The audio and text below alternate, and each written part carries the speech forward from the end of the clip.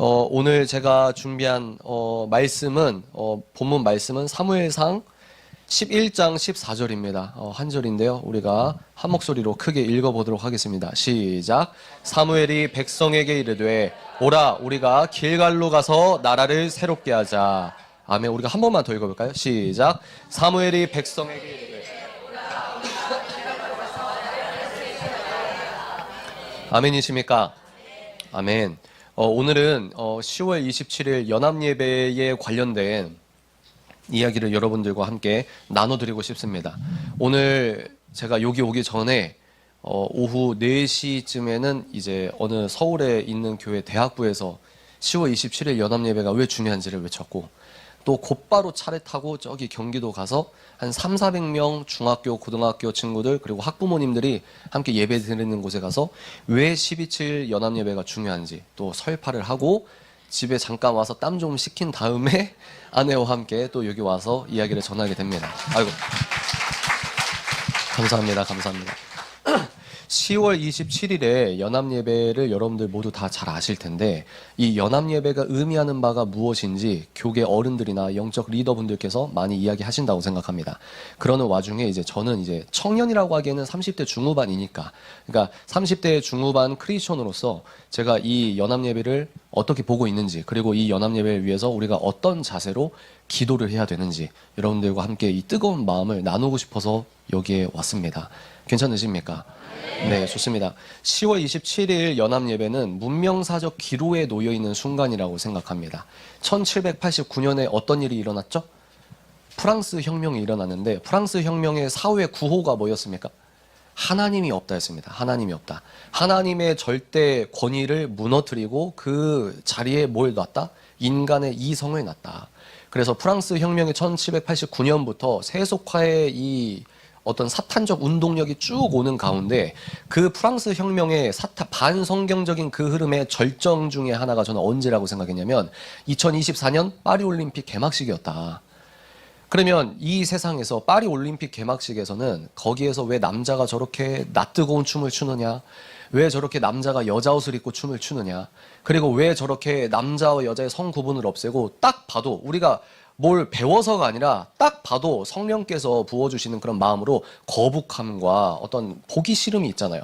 그런데 왜 한 나라의 국가의 어떤 전 세계적 행사에서 자기의 나라의 정체성과 역사를 자랑할 수 있는 순간에 왜 저런 어떤 사탄적인 파티라고 할까요? 저런 것들을 전 세계의 만방에 공표를 하는 것을, 저렇게 세리머니를 하는 것을 우리가 지켜보고 있는데, 영적인 의미가 뭐냐? 갖가지 영적인 의미를 부여할 수 있겠습니다만, 저는 프랑스가 프랑스 했다. 그러면 거기에서 그 개막식에서 우리에게 주지하고자 했던 프랑스의 속마음은 무엇이냐면, 한번 따라해 보실까요? 트랜스젠더주의. 다시요. 트랜스젠더주의. 네, 그 트랜스젠더주의가 이제 전 세계의 주류적 흐름이다. 나름대로 자기 나름대로 의미를 부여해서 선포했던 시간이 아니었는가?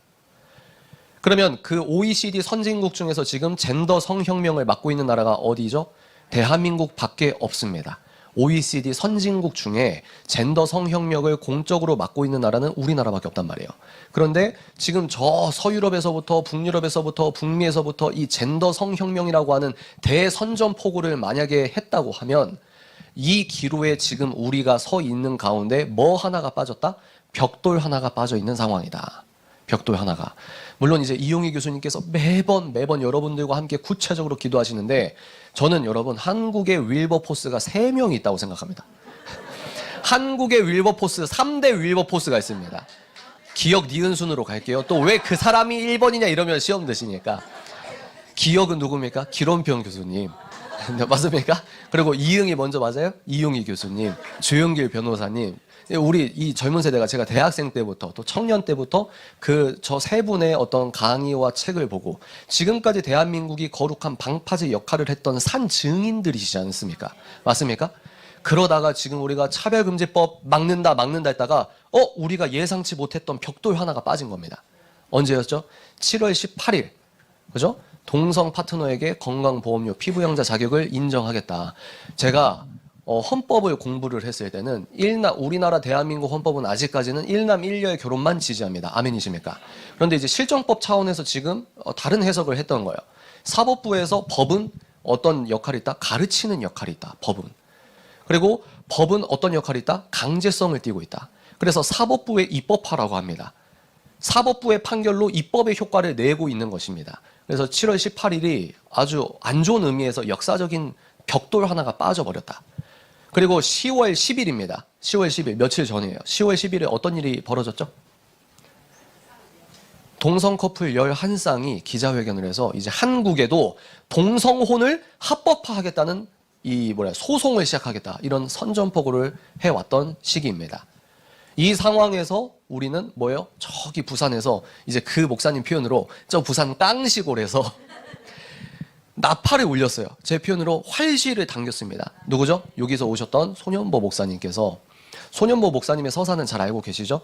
손현보 목사님께서 이렇게 하면 안 된다. 그래서 자기 교회 교인들이라도 여의도에 국회를 둘러싸서 예배를 드리고 기도를 해야 되냐 하다가 목사님께 전화드리고 우리 모두가 알고 있는 건 뭐냐면 신적인 하나님의 몰아가심이 없었으면은 지금 여기까지도 안 왔다는 겁니다. 아멘이십니까? 목사님들께서 감격에 벅차서 말씀하신 게 뭐냐면 대한민국 교회 근현대사 역사 가운데 140년 교회사 역사 가운데 이렇게 초교파적인 교단이 이렇게 공적으로 한 연합예배를 지지한 결의가 없었다는 거예요. 그 말은 무엇이냐? 대한민국 건국사를 돌아봤을 때 1948년부터 오늘까지 2024년 오늘까지 이뤄왔을 때 하나님의 운동력으로 우리가 뭐라고 말로 설명할 수는 없지만 모두가 느끼고 있는 초자연적인 하나님의 섭리 가운데 우리의 운동력이, 하나님의 운동력이 이 대한민국 땅에 몰아가심을 느끼고 있다는 겁니다. 그 말은 반대로 말하면 그렇게 위기다 이 말입니다. 여기 계시지만 교수님께서 쓰신 책 중에 조국을 위해 올라 다 당연히 읽으셨죠? 그 조국은 그 조국이 아닙니다. 여러분, 산 증인으로서 이 하나님의 성경적 가치관을 대한민국에 지키기 위해서 싸워오셨던 그 선진들이 있습니다. 믿음의 선배님들이 계세요. 그러다가 저희도 결혼을 하고 아이를 낳고 나름대로 어른이 된다고 시작했던 30대 중후반에 이렇게 같이 참여하고 같이 어른들이 시키는 일을 하고 이 역사 가운데 함께하는 게 얼마나 영광스러운지 모릅니다. 동시에 저희들도 이제 알게 됐다는 거예요. 어떤 걸 우리가 체득하고 있냐면 근본적인 위기감이 있습니다. 근본적인 위기감. 다시요. 이 12.7 연합 예배가 어떤 의미를 부여할 수 있냐? 저는 어떤 의미를 부여하냐면 문명사적 대전환기에 서 있다. 한국이 지금 버티고 있잖아요. 한국만 버티고 있는데 한국도 넘어가느냐?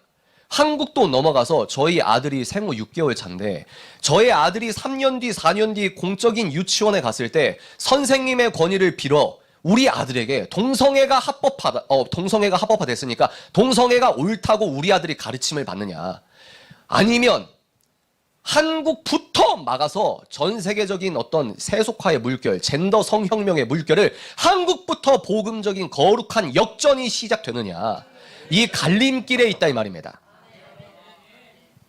교수님께서 방금 이제 잠깐 말씀을 해주셨는데 이제 여러분, 저는 영적인 그 주도권이 어디에 와 있다고 생각하냐면 한국이 전 세계 기독교계의 주도권을 잡을 수밖에 없는 상황에 놓여 있다고 생각합니다. 이게 우리 한국에 있는 사람들이 옹기종기 모여서 그냥 억지로 의미 부여하고 우리 민족주의, 민족 자결주의적인 어떤 기독교를 섞어가 이런 게 아니라 경제학적으로 보거나 어떤 학술적으로 보거나 신학적으로 보거나 이 사회 흐름을 보십시오. 전 세계의 복음주의자들이 한국을 눈여겨보고 있다는 거예요. 10월 27일에 100만 명이 모여서 예배를 드릴 때, 그리고 그 뒤에 일어나는 복음의 역전을 우리가 생각해 볼 때, 우리가 문명사적으로 마지막 때라고 만약에 한다면 하나님, 우리에게 이런 기회를 주십니까? 아니면 우리까지 넘어가서 우리가 그 환란을, 박해를 견뎌야 됩니까? 이 기로에 놓여 있다는 겁니다. 그래서 손현보 목사님께서 저희 부부도 마포에 사무실이 있습니다. 극동방송국 1층을 내주셔가지고 저희도 열심히 출근을 하고 있어요. 외부 일정이 없을 때 저희 사자그라운드 한 달 커리큘럼을 다 스탑하고 저희가 여기에서 올인을 하고 있는 부분이 있거든요. 손현보 목사님께서는 주일 예배 드리고 바로 또 비행기 타서 일주일 내내 서울에 상주하십니다. 또 광주에 가시고 어디 또 지방에 가시고 또 올라오셔서 또 지도해 주십니다.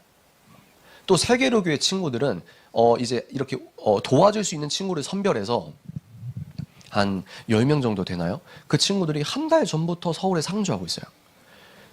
근데 저번 주는 이제 목사님께서 너희들 내려오지 마 이래가지고 이틀 동안도 너희들 포스터 붙여 이래서 그 청년들이 또 서울을 돌아다니면서 정말 잠도 못 자고 예수님 하나, 대한민국의 성경적 가치 지킨다는 그 믿음 하나로 그렇게 열심히 일을 하고 있다는 겁니다.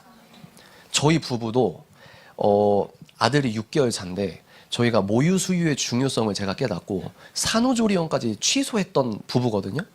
그런데 아내가 지금 저희 어머니께서 2달 동안 거의 상주를 하고 계십니다. 저희 아버지도 이제 목회를 하고 계시기 때문에 저희 어머니도 주말에만 내려갔다가 바로 예배 끝나고 또 올라오시는 거예요. 왜? 아이를 봐주는 게 한국교회 절체절명 위기 가운데 이게 사역이라고 하는 거예요. 그래서 저희 아내가 일을 하는데 어머니들 잘 아시지 않습니까? 뭐가 마릅니까? 모유가 말라요. 오늘도 이제 아들이 갈 때마다 막 커 있습니다.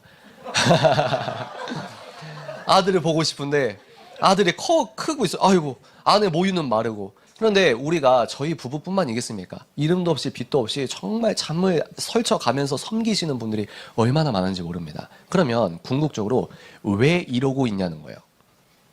여러분들, 나라를 새롭게 하자. 나라를 새롭게 하자는 성경 구절을 이제 우리가 표어 구절로 해서 포스터를 만들었잖아요.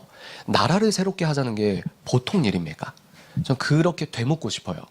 나라를 새롭게 하자고 예배자들이 한 곳에 모여서 예배를 드리는데 이게 보통 일일까요? 아니라는 겁니다. 그러면 어떤 마음이 있어야 되냐? 오늘 에스더 기도 운동이잖아요. 저는 오늘 이 말씀 여러분께 선포하려고 왔습니다. 죽으면 죽으리라는 간절함이 있어야 돼요. 아멘이십니까? 10월 27일에 연합예배를 준비하는 그 준비 기간 동안에도 하나님의 불이 떨어져야 된다 이 말입니다. 아무리 제가 열심히 유튜브 영상을 올리고요, 썸네일 작업하고요, 디자이너랑 새벽까지 일을 하고요, 아무리 제가 열심히 발발거리고요, 또 많은 분들이 열심히 뛰고요, 다 이런 감동적인 모습을 봅니다. 그런데요, 여러분, 홍호수 목사님께서 이제 며칠 전에 사무총장님께서 오셨잖아요. 그분께서 뭐라고 하셨냐면, 제가 그 말씀을 듣고 맞아 하면서 또 다른 위기감이 있었어요. 100만 명이 모인다고 하는 건 어떤 의미냐? 사무총장님께서 뭐라고 말씀하셨냐면, 한국의 기독교인이 몇 명이라고 생각하십니까? 많게 잡아서 800만 명? 적게 잡으면 650만 명? 700만 명? 그 말은 무슨 말이냐면 대한민국에 있는 모든 기독교인 중 7명 중 1명이 와야 된다는 거예요. 그러면 어떤 분들은 이렇게 얘기도 하세요. 양이 중요한 게 아니야. 양이 중요한 게 아니야. 근데 저는 그건 절반만 맞는 이야기라고 생각합니다. 왜? 양이 중요합니다. 양이 많으면 질이 바뀝니다. 제가 만약에 구독자 한두 명이었으면 부르셨겠습니까? 맞아요? 양도 중요하다는 거예요. 물론 하나님께서 마음의 본질, 중심을 보시지만 우리가 함께 모인다는 그 운동력도 중요하다는 거예요. 그러면 전국에 있는 기독교인 7명 중 8명 중 1명꼴로 우리가 다 내려두고 서울에 모여서 한 곳에 모여서 피를 토하는 심정으로 예배를 드려야 됨이 맞는데 그렇게 되고 있냐는 거예요. 차갑게 현실을 봐보십시오. 제가 다니는 교회도 열심히 홍보하고 있습니다. 그 기운에 취하면 안 된다는 거예요. 이미 하나님의 은혜로 눈뜬 사람들이 모여서 이렇게 철야로 기도하고 있습니다. 이 분위기에 취하면 안 된다는 거예요. 왜냐? 모르는 분들이 너무나도 많습니다. 그게 제가 너무 가슴이 떨리는 거예요. 모르는 분들이 많다. 이런 댓글 저런 댓글, 이런 전화 저런 전화 받으면 우리 교회는 아직 광고도 안 했어요. 우리 교회 성도들 물어봐도 이 12.7 자체를 몰라요. 이런 분들이 전국에 너무나도 많은데 아무리 제가 열심히 유튜브에 영상을 올려도 알고리즘의 감옥에 갇힌 것만 같습니다. 조회수 10만, 20만, 50만이 나와야 되는데 기껏해야 1만, 5천, 8천. 하나님, 이미 눈뜬 사람들은 결의에 차서 이 서사가 쌓이는데 하나님이 도와주셔야 됩니다.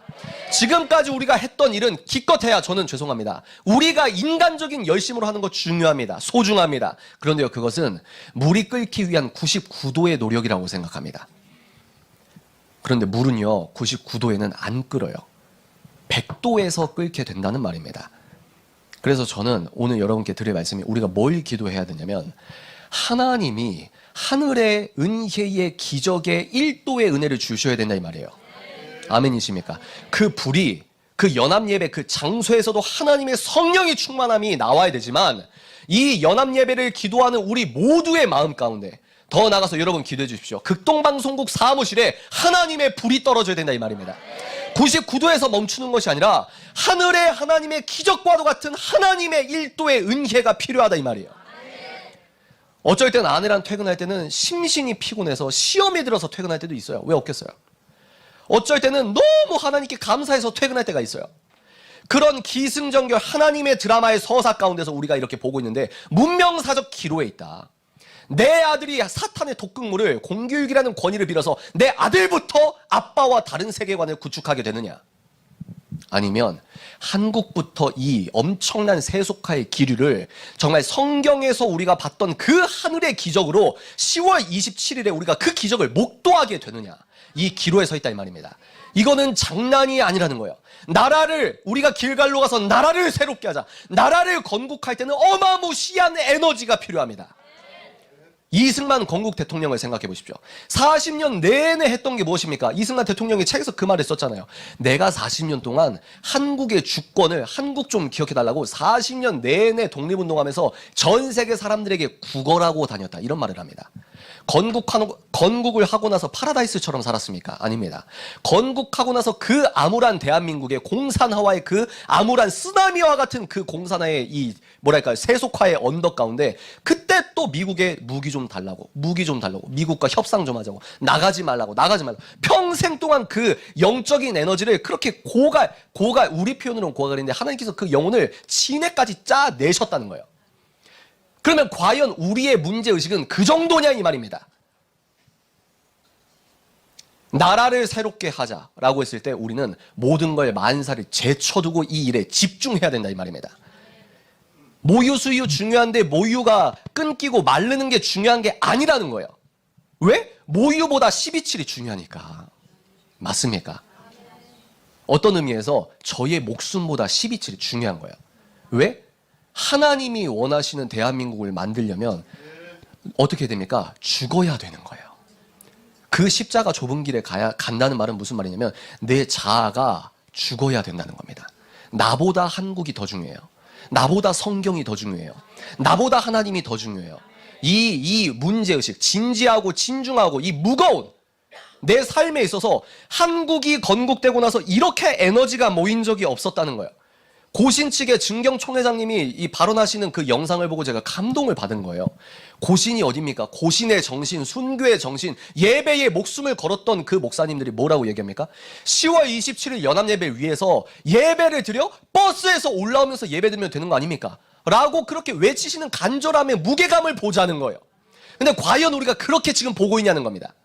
벽돌 하나가 이미 빠졌다는 거예요. 하나님의 운동력이 없으면은 전 세계 사례를 봤을 때 이 벽돌 하나 빠졌을 때 평균 몇 년이 걸린다고요? 2년 안에 동성혼 합법화와 차별금지법이 통과가 된다 이 말입니다. 정권이 바뀌어도 움직이지 않잖아요. 그러니까 제가 뭐라고 했습니까? 우리는 무슨 정당 정치이기 아니라 우리는 오직 예수파다. 아멘이십니까? 왼쪽에서 뺨 맞고 오른쪽에서 뺨 맞고 오직 예수로 가는 예수쟁이들이 우리입니다. 은혜로 먼저 눈뜨게 한 거예요. 차별금지법의 진실을 은혜로 먼저 눈뜬 예언자적 소명을 갖고 계신 분들이 10년 전부터 외쳤지 않습니까? 그러니까 저 같은 버러지 같은 사람들도 차별금지법은 표면이고 저 뒤에 있는 사탄적인 물결이 우리나라를 망치고 있구나. 이거를 가슴으로 깨닫게 된 거 아닙니까?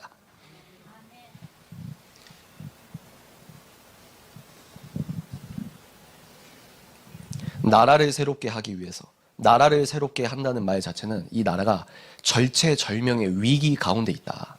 그래서 제가 너무 여러분께 위기감을 이렇게 이렇게 몰아가는 건 좀 지양해야 된다고 생각합니다. 그러나 여러분, 우리나라도 넘어가게 되면은 목사님이 감옥에 가고 이것도 있겠지만, 목사님이 집단 소송 당하고 이것도 있겠지만, 동성애는요, 하나님의 심판의 표징입니다. 어떤 분은 이래요. 왜 동성애 갖고 그러냐? 왜 동성애만 그러냐? 간음도 죄고 거짓도 죄고 살인도 죄고 근데 왜 저 꼴통 같은 기독교인은 하나에 꽂혀서 동성애 저러냐? 여러분, 지금 2024년 현대사회를 돌아보십시오. 학교에서 살인하라고 가르칩니까? 학교에서 도둑질 하라고 가르칩니까? 그런데요, 어떤 영적인 의미가 있어서인지 학교나 더 나아가서 국제기구나 더 나아가서 스포츠 룰까지 바꾸면서 하나님이 죄라는 걸 죄가 아니다. 여기서 끝나는 게 아니라 이건 이제 옳은 거야 라고 강제하고 있는 죄는 동성애밖에 없다는 거예요. 그럼 왜 그러냐? 동성애는 하나님의 심판의 표징이기 때문입니다. 맞습니까? 그런데 동성애가 동성혼이 합법화된다는 건 뭐냐면 대한민국이 체제 자체가 성경을 향해 있는 나라가 아니라 체제 자체가 이제 본격적으로 사탄적인 나라가 되기 직전이라는 거예요. 이걸 우리가 어떻게 눈으로 보고 있겠냐 이 말입니다. 제가 기독교 대안학교에서 수업을 하는데 갑자기 마음에서 울컥하는 거예요. 왜? 우리가 계속 이렇게 아빠부터 싸우고 있는데 나도 아들도 감옥에 갈 수 있겠구나. 그런 생각 해보셨어요? 예수님을 위해서 핍박받고 박해받는 걸 책으로만 봤는데 500년 전만 해도 프랑스에선 100년 동안의 대핍박의 기간이 있었습니다. 그래서 뭡니까? 여러분 그 영화에서 보면은 거짓골로 배에서 햇빛도 안 들어오는 배에서 거짓골로 노젓는 분들 있죠? 프랑스의 개신교도인들이었습니다.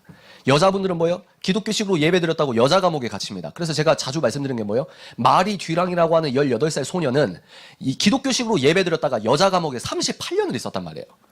원래 기독교는 원래 예수님을 믿는 길은 핍박의 길이요 십자가의 길이고 찾는 이가 적은 길이 협착하고 문이 좁아서 찾는 이가 적은 길이 우리가 걷는 이 길이라 이 말입니다. 그런데요, 너무 놀랍고 무서운 사실은 팍스 아메리카나라고 합니다. 미국이 지켜줘서 안전하게 국제 무역을 했던 시대가 미중 패권 전쟁 속에서 지금 끝나가고 있다고 하는 게 학계의 얘기가 되고 있다는 거예요. 우리가 저도 여러분도 전쟁 세대가 아니잖아요. 전쟁이 뭔지 책으로만 본 거예요. 전쟁이 뭔지. 우리가 종교의 자유가 공짜가 아니라는 걸 머리로 배웠는데 종교의 자유를 이렇게 편하게 예수님을 70년 정도 믿었는데 지금 문명사적 과도기를 통해서 미중 패권 전쟁 속에서 미국이 지켜줬던 당연했던 평화와 안전이 끝나간다고 주장하는 학설도 있단 말입니다. 그 교수들은 예수님을 믿는 사람도 아니에요. 그리고 또 뭡니까? 유럽과 미국의 GDP를 비교했을 때 EU의 GDP를 미국의 50개 주와 비교를 해보니까 꼴등에서 3번째입니다. 유해석 박사님이 쓴 책을 읽어보십시오. 서유럽과 북유럽은 이미 무슬림, 이슬람으로 넘어갔습니다. 북유럽에는요, 어떤 동네는 무슬림들이 너무 많아서 북유럽의 백인 여자들이 검은색 염색하고 히잡 쓰고 다닙니다. 학교에 돼지고기 도시락 싸우면 집단 린치 당하니까 그렇게 벌벌거리면서 아이러니한 게요, 무슬림들이 너무 많아서 공교육에서 진화론을 안 가르쳐요.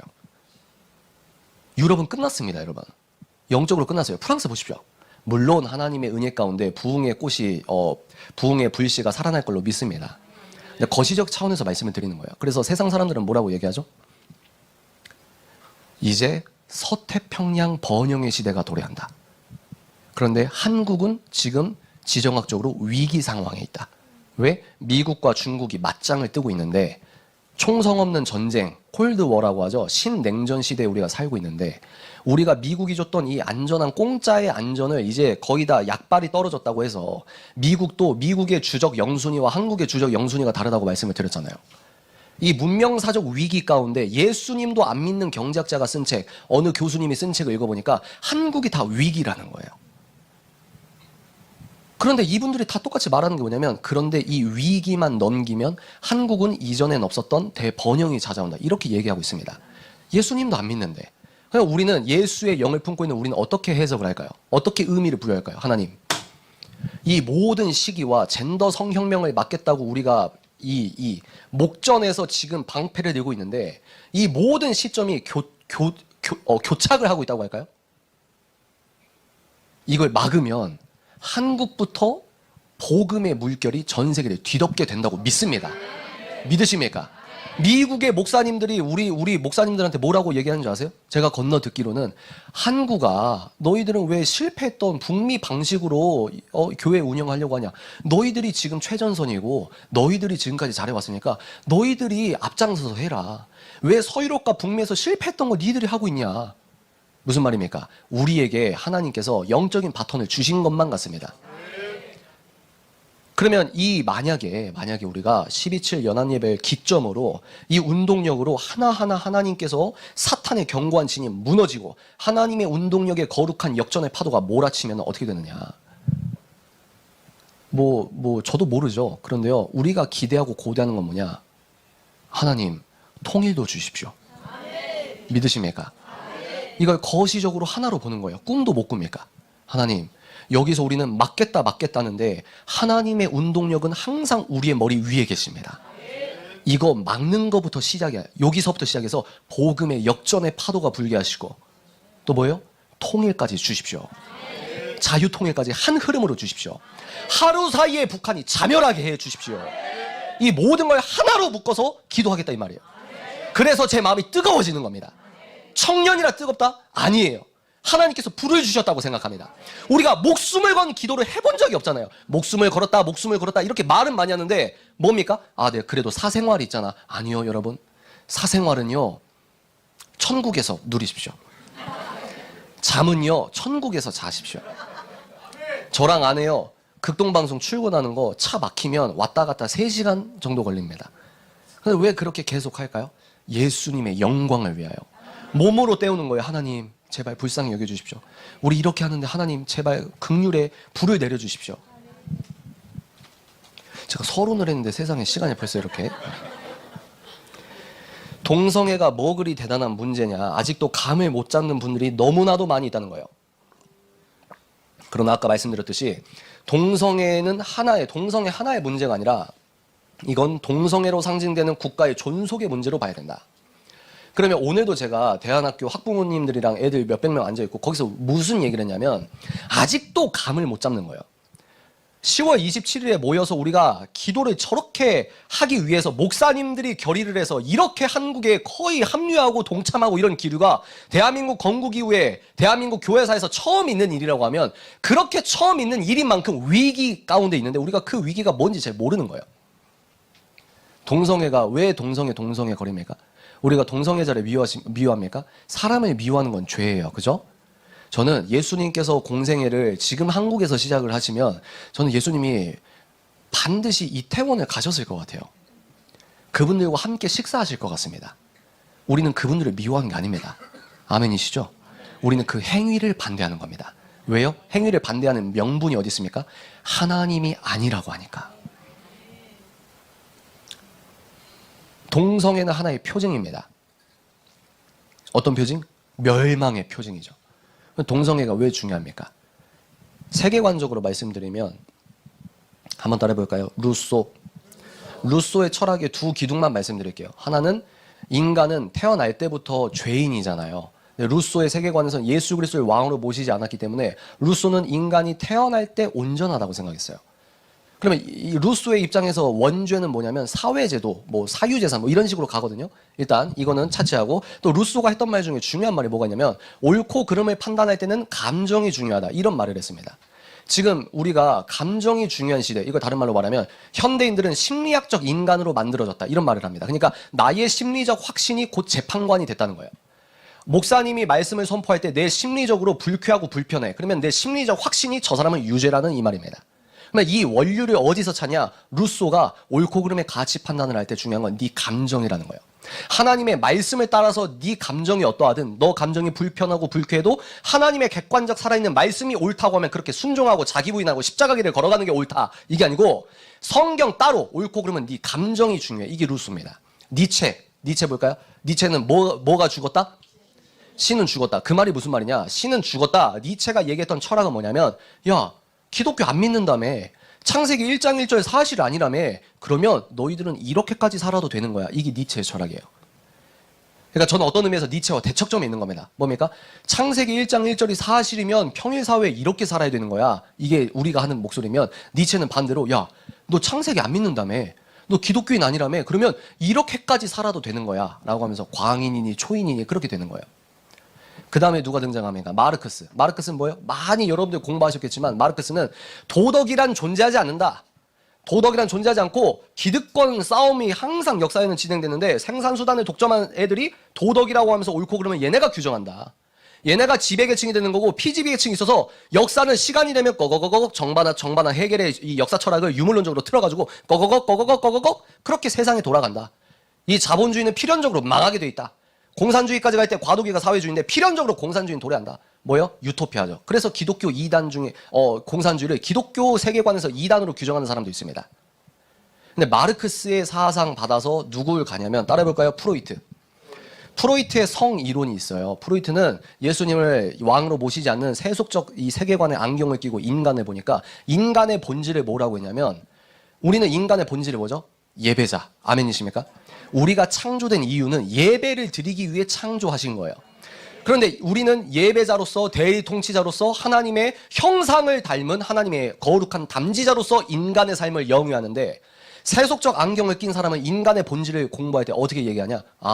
프로이트가 뭐라고 했냐면, 인간의 본질은, 인간은 성적인 존재구나 이러면서 성을 갖다 대요. 인간에게, 이 어린애에게 안 가르쳐도 잠을 자잖아요. 수면욕 있죠? 얘에게 뭘 안 가르쳐도 식욕이 있죠? 근데 또 하나, 얘에게 안 가르쳐도 성욕이 있네? 프로이트의 어떤 사탄적 세계관에 의거해서 인간을 봤을 때 인간의 본질은 성적 존재다. 이 말은 무슨 말이냐? 인간의 인생의 목적과 의미가 뭐냐? 인간의 인생의 참된 행복의 절정이 뭐냐? 성적인 충족이라는 거예요. 그래서 프로이트가 이 기독교 집안의 애를 키우는 걸 보니까, 저 애는 성적인 욕망을 어릴 때부터 얘가 성적 욕망을 이렇게 풀어야 돼요. 성적인 본능대로 살아야 돼요. 그게 인간의 존재 이유고 인간이 행복이에요. 그게 행복이고 인간에게 해방이에요. 근데 부모님이 자식을 어떻게 키우냐면, 그거 죄야. 참아야 돼. 하지 마. 하나님께서 안 기뻐하셔. 근데 프로이트 눈에 봤을 때는 뭐예요? 우리 아이에게 기독교 부모가 세뇌를 시키고 있다는 거예요. 그래서 프로이트는 뭐라고 했습니까? 기독교는 아동기 아이들에게 신경증을 유발한다. 그러니까 기독교 세계관 책을 제가 많이 읽었어요. 그리고 세계관 강연을 5년 동안 전국 돌아다니면서 부르시는 교회에서 열심히 얘기하고 있잖아요. 본질이 뭐냐면, 전 세계인들은 80억 인구는 두 부류로 나뉩니다. C.S. 루이스가 했던 말이랑 동일해요. 전 세계 80억 인구 지금 살고 있는 인간들은 두 부류밖에 없어요. 첫 번째, 하나님의 은혜로 눈뜬 예수 그리스도의 참된 제자, 우리들이 있습니다. 아멘이십니까? 나머지 분들은 죄송하지만 지옥으로 향해 가고 있는 중이라는 거예요. 프로이트는 지옥적 이론을 펼친 거예요. 프로이트의 정신의학적인 내용들은 너무 비과학적이고 반과학적인 게 많아서 많이 폐기가 됐습니다. 그런데 프로이트가 얘기했던 철학적 주장은 아직까지 힘을 얻는 거예요. 뭐예요? 잠재의식 속에 성적 욕망과 본능이 있는데 이걸 꺼내, 이걸 푸는 게 인간의 행복이고, 인간이란 존재는 본질이 예배자, 하나님, 이게 아니라 일단 하나님 없어요. 성경 안 믿어요. 예수 그리스도 안 믿어요. 그 다음에 뭐예요? 우리는 우주에 던져진 유물론, 단백질 덩어리들인데, 우리 인간들의 본질을 가만 보니까 성적인 존재라는 거예요. 우리에게 참된 행복은 예수님 예배 드릴 때가 아니라 성적으로 네가 하고 싶은 걸 하는 게 인간에게 해방이라는 거예요. 여기서 그 다음에 누가 등장하냐? 한번 따라해볼까요? 빌헬름 라이히. 잘 아시죠? 빌헬름 라이히는 마르크스주의자였어요. 동시에 프로이트의 제자였습니다. 마르크스주의와 프로이트 성이론을 믹스시켜버려요. 그래서 어떻게 되냐? 마르크스가 투쟁합니다. 저 계급 부르주아, 이 말은 뭐냐면, 네 아빠 G90 타고 다녀? 네 아빠 G80이야? 너 집 매매야? 그럼 니는 사회기부를 얼마나 했든, 너가 예배를 어떻게 드렸든, 네가 봉사를 얼마나 했든, 너의 아빠 엄마 재산 소득 수준이 이 정도 넘어가면 니는 시베리아로 보내야 되는 악한 존재야. 이게 공산주의 아닙니까? 맞습니까? 너 집 매매 아니야? 너 월세 살아? 너 그리고 차도 없어? 그러면 넌 존재 자체가 선해. 맞아요, 틀려요? 아니잖아요. 우리는 다 죄인입니다. 아멘이십니까? 하나님께서 뭐라고 재판하라고 하셨죠? 성경에서 가난하다고 무조건 편들어주지 말아라. 부자라고 무조건 편들어주지 말아라. 오직 공의와 사랑으로 측정하라. 하나님께서 그 관점을 주셨잖아요. 다시 돌아옵니다. 마르크스주의와 프로이트 성 이론이 섞여버리면 어떻게 되죠? 이제 이걸 왜 하고 있죠? 리마인드 해볼까요? 이 얘기를 왜 하고 있습니까? 동성애 왜 저렇게 기독교인들이 발발거리냐? 왜 저렇게 동성애에 꽂혀서 저 사람들은 동성애 저러냐? 근데 우리가 하는 말은 뭡니까? 동성애는 표징일 뿐이고 그 안에 있는 원액적인 사탄적 사상이 한국에서 합법화가 되는 순간 우리는 우리 다음 세대에게 독극물을 펼치게 되고, 우리 다음 세대는 살 수가 없는 거고, 우리 교회는 없어지는 게 수순이다 이 말입니다. 지금 차근법만 통과 안 되고요. 제가 토요일마다 독서 멘토링을 하고 있어요. 중학교 2학년짜리가 공부하러 옵니다. 그 친구가 맨날 학교에서 벌어지는 일을 이야기해줘요. 학교에서 연극하는데요. 젠더 들어갔어요. 학교에서 이 금요일마다 뭐 하는 시간이 있는데요. EBS에서 다큐를 틀어주는데요. 거기서는요, 성은 2개가 아니라 성은 고를 수 있다고 학교에서 이미 차근법이 통과 안 됐지만 그렇게 애들에게 가르치고 있다는 거예요. 애들에게 인기 있었던 트랜스젠더 연예인이 있습니다. 여러분들은 하리수만 알잖아요. 트랜스젠더 연예인이 작년 2023년 MBC 연예대상에서 여자 신인상을 받았습니다.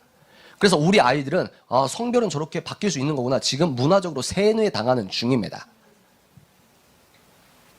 다시 돌아올까요? 이걸 믹스하니까 이제 어떤 일이 벌어집니까?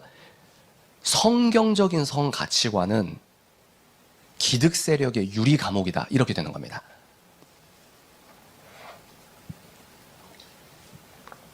이게 무슨 말인지 이해가 되세요? 일남 일녀의 합의 결혼. 우리 성경에서 지지하는 결혼의 원형은 한 남자와 한 여자의 합의입니다. 아멘이십니까? 이게 2000년대 대한민국만 하더라도 하나님을 안 믿는 넌 크리스천들도 일남 일녀의 결혼을 인정했단 말이에요. 아직도 많은 더 국민이 그걸 지지하고 있습니다. 교회를 다니든 안 다니든. 그런데 이제 이 하나님의 어떤 운동력에 반하는 분들은 이제 어떤 얘기를 하냐면, 우리가 너무 당연하다고 생각해서 기본값이라고 설정했던 것도 커튼을 딱 들어치면서 일남 일녀의 결혼, 성별은 남자와 여자, 이 자체도 특정 계층이 우리를 속이고 있는 유리 감옥이라고 하는 거예요. 그래서 이분들은 뭘 뒤집어야 되냐면, 이분들이 바라는 유토피아는 이 기독교적으로 설명해 드릴게요. 예수 없는 샬롬을 구축하자 이 말입니다. 예수 그리스도 없는 유토피아가 올 수 있다 이 말이에요. 우리가 그렇게 할 수 있다는 거예요. 그러면 꼭 필요한 게 뭐냐면, 이 자기들이 원하는 정치 투쟁을 해야 되는데 꼭 여기 암석처럼 이게 움직이지 않는 이 돌 하나가 있어요. 이게 뭐죠? 기독교. 그래서 예전에 어떻게 했습니까? 우리가 예배 드리면 저기 문 밖에서 장군 나오면 불태워서 죽이기도 하고, 성경 유포하면 사형하기도 하고, 예수 믿다 걸리면 사형하기도 하고. 그러면 복음이 없어집니까? 덮어집니까? 작전을 바꿨다고 생각합니다. 어떻게 해요? 교회 안으로 들어가서 성경 해석을 인본주의적으로 하자.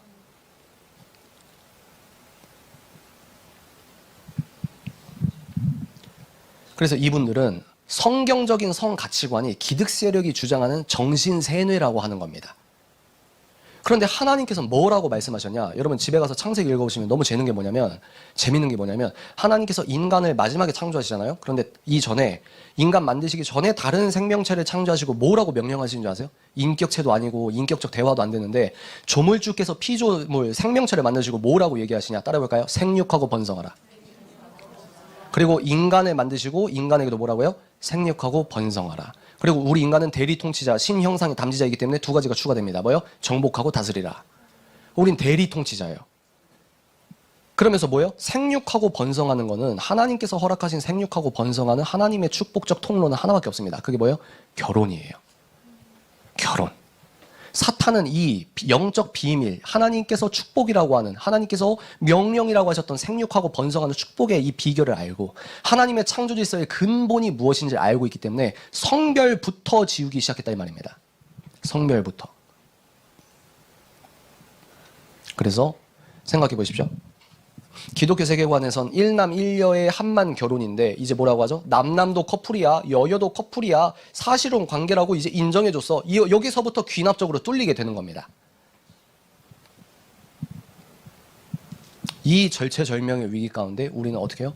이걸 막는 데서 끝나는 게 아니라 우리가 역전을 하자. 복음의 역전을 우리 세대의 눈으로 목도하자. 저는요 꿈꾸는 게 뭐냐면 부흥을 본 적이 없어요. 여기 어르신분들 70년대 80년대 빌리그램 집회 이런 거 다 경험하셨죠? 저는 그걸 몰라요. 저는 기독교 정책이랑 쇠퇴기만 봤어요. 근데 제 눈으로 제 인생 가운데 하나님께서 복을 주셔서 대한민국 국민으로 태어나게 하신 이유와 목적이 있지 않습니까? 하나님 내 눈으로 목도하게 해주십시오. 우리가 다음 세대가 정말 하나님의 폭발적인 성령의 운동력으로 다시 이게 재역전되는 걸 우리 눈으로 보게 해주십시오. 그렇기 위해서 하나님께서 요구하시는 게 뭐냐면 너희들이 십자가 희생을 해라. 너희들이 죽어라. 예수 그리스도의 길처럼 너희들도 희생을 해라. 자기 부인해라. 순종해라. 너희들 생각을 십자가에 못 박아라. 오직 길갈로 가서 나라를 새롭게 한다는 그 백성의 마음으로 너희들이 깨끗하게, 대한민국이 지금 어떤 위기고 너희들이 어떤 기도를 해야 되고 그 진지하고 진중한 마음으로, 예배자의 마음으로, 단 한 번의 예배의 목숨을 건다는 마음으로, 적장의 목을 벤다는 그 비장한 마음으로 예배드리고 예배를 준비해야 된다 이 말입니다. 제가 홍보를 이렇게 볼 때 제가 말하잖아요. 유튜브에 제가 아무리 올려도 이게 알고리즘에 갇혀서 안 퍼진다니까요. 대한민국에 있는 기독교인 7명 중 1명은 여기에 버스 타고 차 타고 기차 타고 와야 되는데 그게 안 되고 있다니까요. 네이버와 카카오와 광고는 하고 있습니다. 신문에 광고는 하고 있습니다. 그게 부족해요. 99도입니다. 하늘의 1도의 기적이 떨어져야 된다 이 말이에요.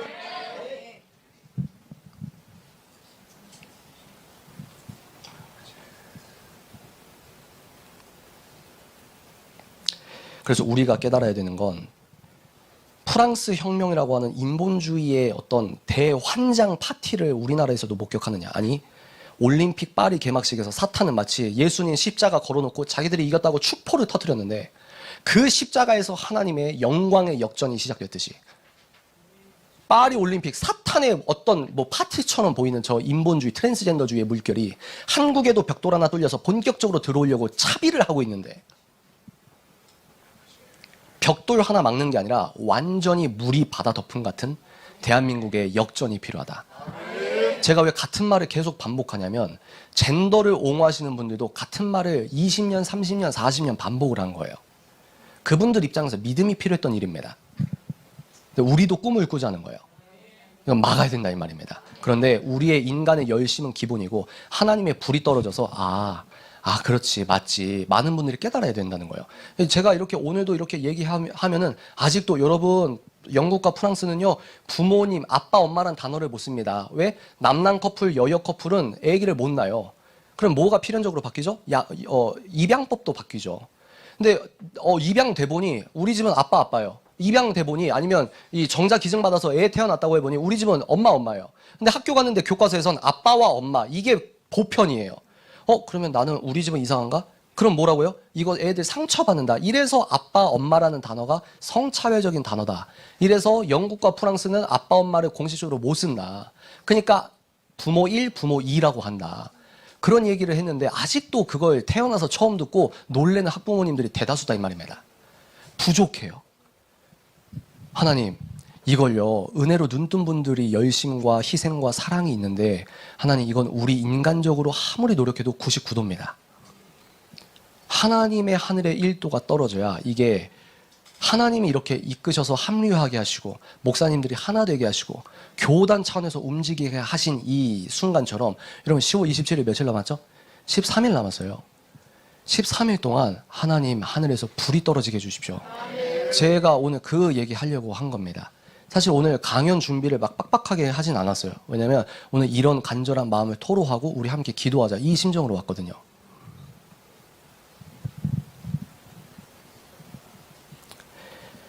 그래서 우리가 한 번 모여서 끝나는 것이 아니지만 여러분들이 애써주시고 또 하나님을 13일 남았는데 하나님 이대로 끝나지 않게 해주십시오.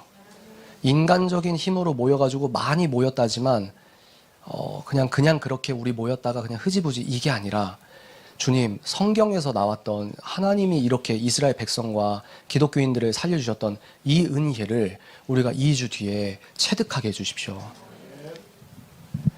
다음 세대의 한국교회 하나님께서 살려주실 줄 믿습니다. 오늘 제가 이 정도로 하고 우리가 함께 찬양하고 기도했으면 좋겠어요. 제가 오늘 여러분과 함께 찬양을 할 제목은 나의 백성이 다 겸비하여 내게 기도하며 이 찬양 아시죠? 그거 함께 찬양하고 뜨겁게 10분 정도 기도하고 제가 마무리 기도하고 내려가겠습니다. 괜찮으십니까? 제가 오늘 여러분께 드릴 말씀은 이대로 가면 안 됩니다. 이대로 가면 안 되고 하나님의 하늘에 불이 떨어져야 됩니다. 홍보도 인간적으로 어떤 마케팅도 이게 아니고 하나님이 하셔야 돼요. 문명사적 전환기에 있을 때 한국마저 세속화로 가서 저 구렁텅이로 가게 돼서 저나 여러분이나 5년 뒤 10년 뒤에 감옥에서 만나냐, 아니면 우리 세대가 역시 한국 예수님께서 그렇게 칭찬하셨으면 좋겠습니다. 언제 오실지 모르겠지만 대한민국 교회 성도들아, 너희들은 젠더 성혁명을 잘 막은 국가다. 잘 막은 교회다. 잘 막은 민족이다. 그렇게 칭찬받는 나라 되게 하여 주십시오. 에스더의 심정으로 죽으면 죽으리라 우리가 결단하는 마음으로 찬양하고 기도했으면 좋겠습니다.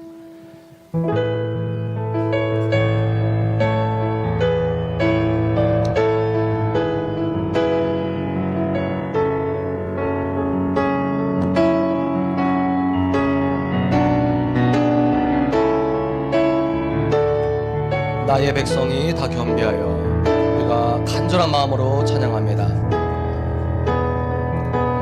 나의 백성이 다 겸비하여 내게 기도하며 나의 얼굴을 구하여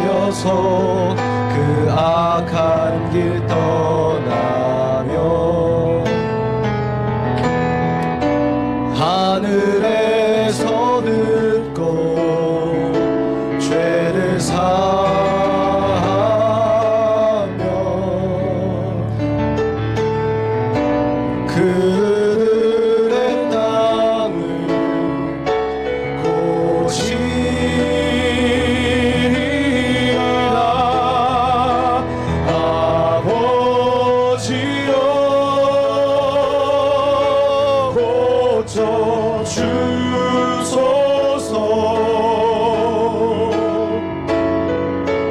이 나라 주의 것 되게 하소서.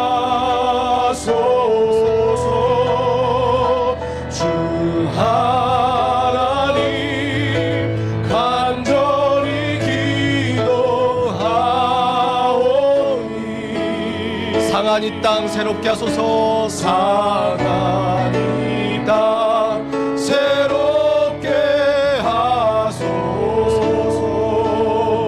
2절합니다. 무릎 꿇고 다 겸비하여 주께 기도하리.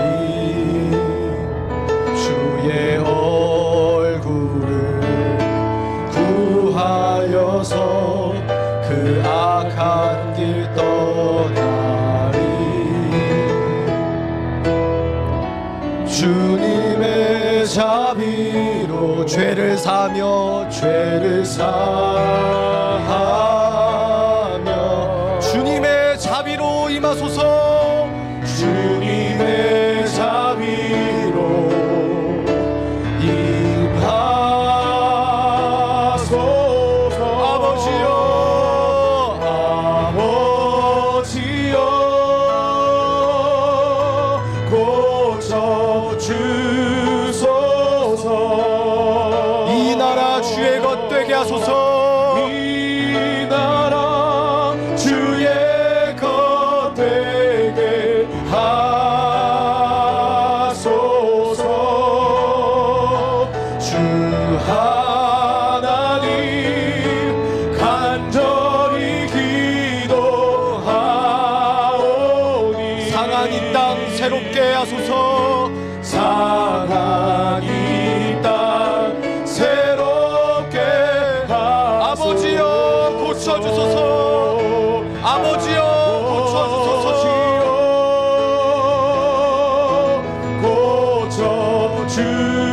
고쳐주소서. 이 나라 주의 것 되게 하소서. 이 나라 주의 것 되게 하소서. 주 하나님 간절히 기도하오니. 상한 이 땅 새롭게 하소서. 상한 이 땅 새롭게 우리 한 번만 다시 외칩니다. 아버지여 고쳐주소서. 아버지여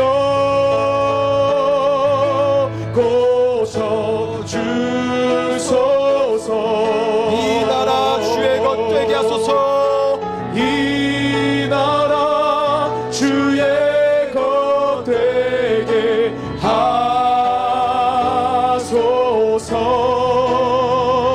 주 하나님 간절히 기도하오니. 상한 이 땅 새롭게 하소서. 상한 이 땅 새롭게 하소서. 우리가 이 시간 뜨겁게 주여 한번 하고 기도합시다. 하나님, 대한민국 살려주십시오. 하나님, 하늘에서 떨어지는 1도의 기적의 은혜가 필요합니다. 인간의 능이 아니라 오직 성령의 불이 떨어지게 하여 주옵소서. 한국교회와 다음 세대를 살려 주옵소서. 우리가 주여 한번 하고 기도합니다. 주여.